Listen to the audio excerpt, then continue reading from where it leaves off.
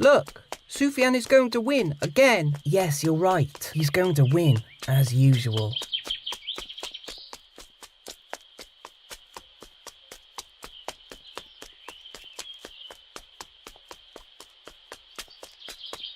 Good job, Sufyan. You broke the record this season. I'm proud of you. You're moving on to regionals. Thanks, sir. It's all thanks to you. He's so annoying with his false modesty. Who are you talking about? Sufyan. Who else? Did you see how arrogant he was when talking to the coach? Sufyan is the coach's favourite.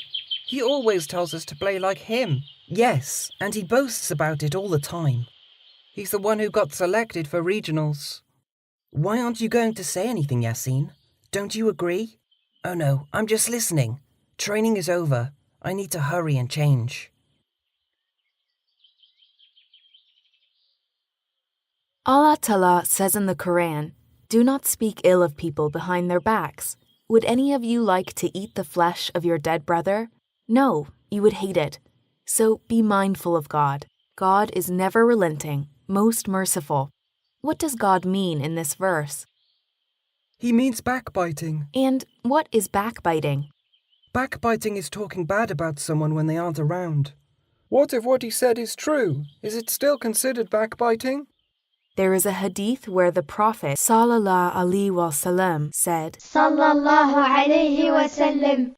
According to Abu Huraira, do you know what backbiting is? The companions said, Allah and his apostle know best. So the Prophet said, backbiting implies talking about your brother in a manner that he does not like.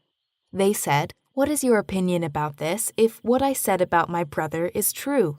He replied, if what you said is true, then you did backbite him, and if it is untrue, then you slandered him. This is how the Prophet teaches us that even when saying something true, one must not talk behind people's backs. And if it is untrue, then two sins were committed, slander and lying. Does backbiting only count when it's spoken? No, Sami. Backbiting can also be non-verbal. Any gesture, action, or writing that expresses bad things about a person is considered backbiting. What about those who listen? Those who listen are just as guilty as those who talk, unless they disagree with their minds and hearts.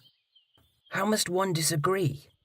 The person can stop those who are talking, defend the victim, and protect their honor, change the subject, or leave the gathering. If none of these things are done, the person is just as guilty as the rest.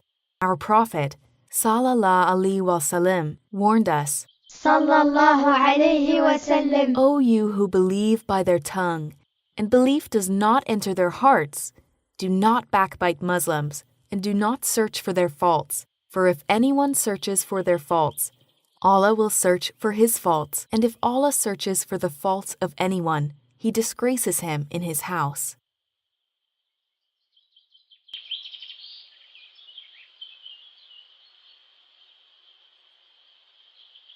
Because of you, I committed an involuntary sin.